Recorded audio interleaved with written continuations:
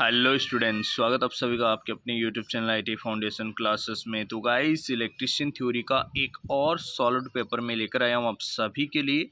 जो भी students IT main या बेक एग्ज़ाम देने वाले हैं वो सभी जो है आईटी एग्ज़ाम्स की शानदार तैयारी के लिए इस वीडियो को एंड तक ज़रूर देखें। और दोस्तों, यदि आप लोग फर्स्ट टाइम हमारे इस यूट्यूब चैनल पे हैं तो इसे सब्सक्राइब करें, साथ ही साथ बेल आइकन के बटन को प्रेस करें ताकि आईटी से रिलेटेड सभी यूज़फुल वीडियोज़ रेगुलर आप सभी तक पहुँचते रहें। तो साथियों, स्टार्ट करते हैं आज का वीडियो। फर्स्ट क्वेश्चन यहाँ पे है अपने पास में, बिजली ट्रांसफार्मर में टेप चेंजिंग। आप सभी को पता है टेप चेंजिंग से क्या होता है, वोल्टेज को हम अलग अलग अनुपात में प्राप्त कर सकते हैं। ठीक है, टेप चेंजिंग का उद्देश्य यही होता है। तो यहाँ पे ऑप्शन में देखते हैं, अधिकतम दक्षता के लिए ट्रांसफार्मर लोड करें, ये बिल्कुल नहीं होगा। इसके बाद में यह ऑप्शन सी में लिखा, प्राथमिक वोल्टेज स्थिर बनाए रखे, ये भी बिल्कुल भी नहीं है। द्वितीयक वोल्टेज स्थिर बनाए रखे, ये भी उद्देश्य नहीं होता। राइट आंसर हो जाएगा अपना, वितरण में वोल्टेज अनुपात बदले। वोल्टेज अनुपात बदले, वोल्टेज लेवल जो है, वोल्टेज रेशियो जो है, उसको चेंज करने के लिए हम जो है टेप चेंजिंग का यूज़ करते हैं। तो राइट आंसर हो गया ऑप्शन बी। बढ़ते हैं स्टूडेंट्स, इसके बाद में नेक्स्ट क्वेश्चन, वायरिंग स्थापना में परीक्षण का प्रकार क्या है। देखो यार, ये डायग्राम बना हुआ है और इस डायग्राम को देखकर आप लोगों को वायरिंग परिपथ में कौन सा परीक्षण किया जा रहा है ये आप लोगों को बताना है। ठीक है, तो इसका राइट आंसर हो जाएगा, चालकों व भूमि के मध्य कुचालक प्रतिरोध की जांच करना। चालक और कुचालक के मध्य, देखो समझ, चालक और भूमि के मध्य। ठीक है, तो कैसे हम इस डायग्राम को देख के पहचान पा रहे हैं, यहाँ पे देखिए ये लाइव वायर है, लाइव वायर के बीच में जो है एक एल जुड़ा हुआ है। ठीक है, और दूसरा सिरा यहाँ पे आप देख रहे हो भूमि ग्राउंड के बीच में जुड़ा हुआ है। तो लाइव वायर मतलब जो अपना चालक है और ये इधर है भूमि, इन दोनों के बीच का मध्य का कुचालक प्रतिरोध जो है यहाँ पे उसकी जांच की जा रही है। तो राइट आंसर हो गया है इस ऑप्शन ए। ठीक है, नेक्स्ट क्वेश्चन है अपना, तीन प्रतिरोधक है R1 R2 R3 समांतर में जुड़े हैं, तो कुल प्रतिरोध बताओ यार। देखो यार, सिंपल सी चीज़ है, समांतर क्रम में हम प्रतिरोध को फाइंड आउट करने के लिए, टोटल प्रतिरोध को फाइंड आउट करने के लिए ये वाला फॉर्मूला यूज़ करते हैं। 1/RT is equal to 1/R1 plus 1/R2 plus 1/R3। But यहाँ पे ध्यान दीजिए, हमें ये नहीं चाहिए होता 1/RT, हमें चाहिए होता है R टोटल। ठीक है, टोटल प्रतिरोध। इसके लिए क्या करेंगे, हम इसको अगर उल्टा कर रहे हैं, ठीक है, तो इस इधर वाले पोर्शन को भी क्या करेंगे, रिवर्स कर देंगे। रिवर्स करेंगे इट मीन्स 1/R1। ठीक है, ऐसे 1/R2 हो जाएगा, फिर 1/R3 हो जाएगा। ठीक है, इस तरीके से ये हो जाएगा। तो यहाँ पे राइट आंसर कौन सा हो गया, ऑप्शन बी जो है इसका करेक्ट आंसर हो गया। इसमें सेम ऐसा ही लिखा हुआ, टोटल प्रतिरोध के लिए 1/R1 plus R2 plus 1/R3। ठीक है, तो ये वाला ऑप्शन सी जो है इसका करेक्ट आंसर हो जाएगा। नेक्स्ट क्वेश्चन, BIS के अनुसार प्रत्येक पावर सब सर्किट में पावर सब सर्किट बोला इसने। देखो यार, एक होता है लाइट एंड फेन सब सर्किट, उसमें 800 वाट तक हम कनेक्ट कर सकते हैं, और एक बोल रहा है पावर सब सर्किट, इसमें हम 3000 वाट तक जो है कनेक्ट कर सकते हैं। ठीक है, तो राइट आंसर हो गया ऑप्शन बी। नेक्स्ट है, पराचुंबकीय पदार्थ कौन सा है। पराचुंबकीय पदार्थ जो है ऑप्शन में से देख के हमें बताना है, मैग्नीज नहीं है, प्लेटिनम भी नहीं है, निकल भी नहीं है, लकड़ी बिल्कुल है। तो राइट आंसर हो गया ऑप्शन डी।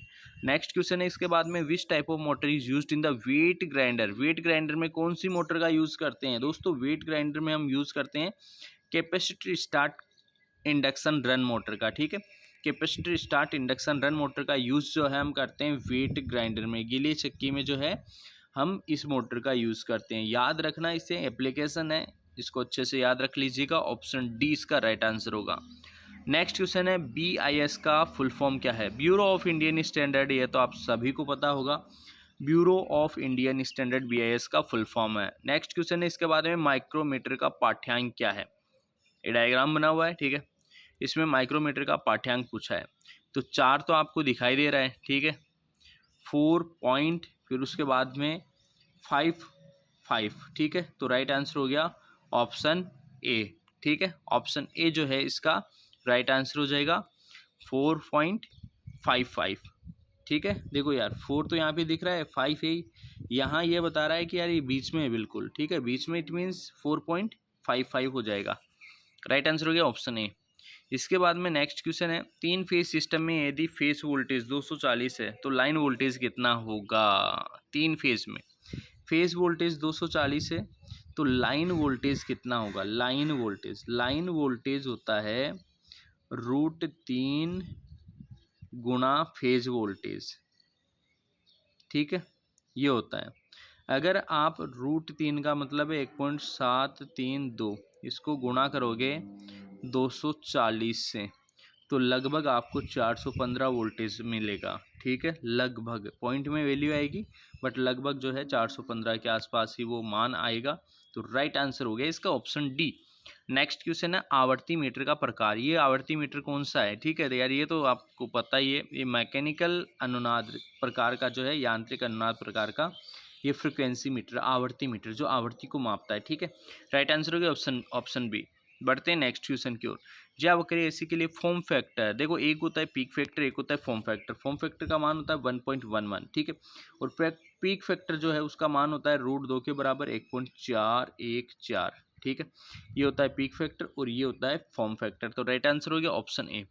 बढ़ते हैं स्टूडेंट्स नेक्स्ट क्वेश्चन की ओर। पोल समायोजन वितरण ट्रांसफॉर्मर में किस शीतलन विधि का उपयोग किया जाता है। कौन सी शीतलन। पोल समायोजन वितरण जो ट्रांसफॉर्मर है उसमें तो तेल, प्राकृतिक हवा, oil natural, air natural, oil natural, air natural जो है उस शीतलन विधि का उपयोग करते हैं हम वितरण ट्रांसफॉर्मर में, ठीक है, समायोजित पोल समायोजित वितरण ट्रांसफॉर्मर में। बढ़ते हैं नेक्स्ट क्वेश्चन की ओर। नेक्स्ट क्वेश्चन है, 300 वाट के ऊपर के लैंप के लिए किस प्रकार के लैंप धारक का उपयोग किया है। काफ़ी अच्छा क्वेश्चन है ये। 300 वाट से ऊपर का कोई लैंप हो, ठीक है, तो उसके लिए जो लैंप होल्डर है वो हम यूज़ करते हैं गोलियत पेंच होल्डर, ठीक है। कौन सा, गोलियत पेंच होल्डर। ऑप्शन बी जो है इसका करेक्ट आंसर होगा। इसके बाद में नेक्स्ट क्वेश्चन है, फॉर्म फैक्टर का सूत्र। फॉर्म फैक्टर का सूत्र होता है आरएमएस मान बटे औसत मान, ठीक है। फॉर्म फैक्टर जो है, फॉर्म फैक्टर एफ लिख रहा हूँ मैं, फॉर्म फैक्टर का सूत्र होता है आरएमएस मान बटे एवरेज मान, औसत मान। तो यहाँ पे कौन से ऑप्शन में है, ऑप्शन जो है डी के अंतर्गत ये लिखा हुआ है। आरएमएस मान को ही हम इफेक्टिव मान बोलते हैं, प्रभावी मान, ठीक है, प्रभावी मान बटे औसत मान। तो राइट आंसर हो गया ऑप्शन डी। बढ़ते हैं नेक्स्ट क्वेश्चन की ओर। एकल फेज एसी परिपथ में कलांतर कितना होता है। एकल फेज एसी परिपथ में कलांतर होता है 90 डिग्री। कितना होता है स्टूडेंट्स, 90 डिग्री, ठीक है। ऑप्शन सी इसका राइट आंसर होगा। नेक्स्ट क्वेश्चन है, किस पदार्थ में ऋणात्मक ताप गुणांक होता है। दोस्तों कुचालक पदार्थ जितने भी होते हैं उसमें ऋणात्मक ताप प्रसार गुणांक होता है। इसके अलावा जो अर्धचालक होते हैं उसमें भी ऋणात्मक ताप प्रसार गुणांक होता है। तो कुचालक में ऋणात्मक ताप प्रसार गुणांक होता है, तो यार ये तो चालक है, ये भी चालक है और ये भी चालक है, ठीक है। कुचालक बच गया माइका। माइका का जो है ताप गुणांक वो ऋणात्मक होता है। नेक्स्ट क्वेश्चन है, कौन सा विद्युत उपकरण अधिक अतिरिक्त धारा संरक्षण है। तो ये तो आप सभी को पता है, पुनः तार बांधने योग्य फ्यूज जो है वो अतिरिक्त धारा संरक्षक के रूप में जो है प्रयोग किया जाता है। राइट आंसर हो गया ऑप्शन ए। नेक्स्ट क्वेश्चन है, इसके बाद में 3 फेज वोल्टेज सिस्टम के बीच फेज डिफरेंस। 3 फेज में 120 होता है यार। 3 फेज के अंदर आप सभी को पता होगा, ये 3 फेज है तो 120 120 120 सभी के बीच में कितना होता है, 120 डिग्री। इसका राइट आंसर हो जाएगा। नेक्स्ट क्वेश्चन है, इसके बाद में डेढ़ लघु वायरिंग इंस्टॉलेशन में मेगर क्या पड़ रहा है। डेढ़ लघु मेगर यार 0 मेगावाट पड़ेगा। डेढ़ मतलब बिल्कुल ही मरी हुई है, डेढ़ शॉर्ट सर्किट है एक तरीके से। शॉर्ट सर्किट का रेजिस्टेंस कितना होगा, 0 ओम होगा। तो मेगर क्या पड़ेगा, 0 मेगा ओम पड़ेगा, 0 पड़ेगा, क्योंकि शॉर्ट सर्किट का रेजिस्टेंस जो है वो 0 ओम हो जाएगा, ठीक है। तो राइट आंसर हो गया ऑप्शन बी। नेक्स्ट क्वेश्चन है, यदि घुमावों के बीच की दूरी बढ़ती है तो प्रेरण का प्रभाव बढ़ेगा, ठीक है, याद रखिएगा। ऑप्शन है इसका राइट आंसर। नेक्स्ट क्वेश्चन है, चांदी का विद्युत रासायनिक तुल्यांक। चांदी का विद्युत रासायनिक तुल्यांक डायरेक्टली आपको याद रखना है 1.1182 मिलीग्राम पर कूलाम, ठीक है। ये चांदी का विद्युत रासायनिक तुल्यांक होता है, EC इलेक्ट्रोकेमिकल इक्विवेलेंट, ठीक है। ऑप्शन डी इसका राइट आंसर होगा। नेक्स्ट क्वेश्चन है, जूल के तापन नियम अनुसार H बराबर I² RT। ये तो होता है यार, H बराबर I² RT, ठीक है, ये याद रखना, H बराबर I² RT प्रति जूल, ठीक है, प्रति जूल। तो ऑप्शन ए जो है इसका राइट आंसर हो गया।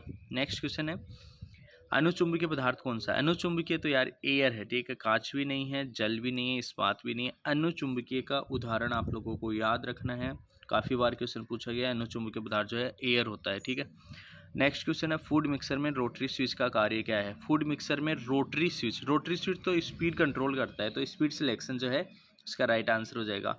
रोटरी स्विच लगा होता है, रोटरी स्विच से अपन क्या करते हैं, स्पीड को कम या ज़्यादा करते हैं, ठीक है।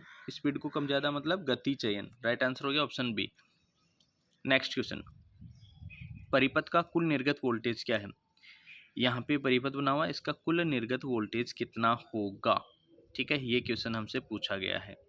तो कितना हो जाएगा, यहाँ पे देखो यार ध्यान से देखिएगा स्टूडेंट्स, इजी सा क्वेश्चन है, एक सेल उल्टा लगा हुआ है, ठीक है, ये तो इससे कट गया। अब 1.5 ही आंसर आना चाहिए इसका, 1.5 वोल्ट इसका राइट आंसर आना चाहिए, बट यहाँ पे इसने गलत आंसर दिया है 4.5। ये बिल्कुल ही गलत आंसर है स्टूडेंट्स, समझना, इसका राइट आंसर होगा 1.5। ये आंसर की डीजीटी ने बनाई है, बट ये आंसर सही नहीं है इसका। ये सेल और ये सेल एक दूसरे के उल्टे हैं, तो ये कट जाएंगे, ठीक है। राइट आंसर रहेगा 1.5। 4.5 तो तब आंसर होता जब सारे के सारे सेल 4.5 के होते हैं ना, तब 2 सेल कट जाते तो भी एक सेल 4.5 का बचता। लेकिन यहाँ पे 1.5 के अगर लिखे हैं तो राइट आंसर ऑप्शन सी आना चाहिए इसका, और ये ही आएगा, ठीक है। गलत हमें ज़िंदगी में कभी नहीं करना, क्योंकि आगे कंपटीशन एग्जाम में काम में आएगा, ठीक है। डीजीटी ने मान लिया, कोई बात नहीं यार, ठीक है, डीजीटी ने गलत आंसर माना है, ठीक है। नेक्स्ट देखो, परावर्तक का नाम क्या है। परावर्तक ये बना हुआ है, ये तो परवलयाकार है, ठीक है, इसका आकार जो है ऐसा है, इसीलिए क्या है, ये परवलयाकार है, परवलयाकार। अभी ऑप्शन में मिलेगा आपको, देखो पैराबोलिक, परवलयिक प्रकार का, ऑप्शन सी जो इसका राइट आंसर हो जाएगा। इसके बाद में नेक्स्ट क्वेश्चन है अपना, तांबे का विद्युत रासायनिक। देखो अभी चांदी का पूछा था, चांदी का ये था, और तांबे का विद्युत रासायनिक तुल्यांक, इलेक्ट्रोकेमिकल इक्विवेलेंट जो है ये होता है, ठीक है, 0.329, राइट आंसर हो गया ऑप्शन सी। नेक्स्ट क्वेश्चन है इसके बाद में, यदि एक हुए चालक को 7/1.40 से इंगित किया जाता है। देखो ये भी क्वेश्चन अच्छा है, 7/1.40, देखो 7 का मतलब होता है उसमें 7 चालक है, और 1.40 का मतलब होता है प्रत्येक चालक का व्यास, ठीक है। तो राइट आंसर हो गया ऑप्शन सी। इसके बाद में नेक्स्ट क्वेश्चन है, मोटर के घूर्णन प्रति मिनट मापने के लिए, उसके लिए तो हम टेकोमीटर यूज़ करते हैं। मोटर का आरपीएम ज्ञात करने के लिए, घूर्णन पर मीटर मतलब आरपीएम, रिवोल्यूशन पर मिनट, घूर्णन प्रति मिनट ज्ञात करने के लिए हम टेकोमीटर का यूज़ करते हैं। इसके बाद में नेक्स्ट क्वेश्चन है, अर्धचालक पदार्थ कौन सा है। अर्धचालक पदार्थ तो यार जर्मेनियम है, ठीक है, इनमें से कौन सा है, जर्मेनियम है। नेक्स्ट क्वेश्चन है इसके बाद में, माइक्रोवेव ओवन में प्रयुक्त मैग्नेट्रॉन ट्यूब फिलामेंट वोल्टेज क्या है। ये आपको याद रखना है, माइक्रोवेव के लिए जो है स्टैंडर्ड जो वोल्टेज रखा जाता है वो रखा जाता है 3.2 वोल्टेज AC, ठीक है, माइक्रोवेव, ऑप्शन बी इसका राइट आंसर होगा।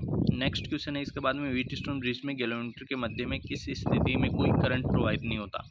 कोई करंट प्रवाहित नहीं होता संतुलन की अवस्था में। कौन सी अवस्था, संतुलन की अवस्था, ठीक है। गैल्वेनोमीटर के जब दोनों सिरों पर विभव समान हो उस कंडीशन को संतुलन अवस्था बोलते हैं, और उस अवस्था में गैल्वेनोमीटर में कोई जो है करंट प्रवाहित नहीं होता, शून्य रीडिंग वो दर्शाता है। राइट आंसर हो गया ऑप्शन सी।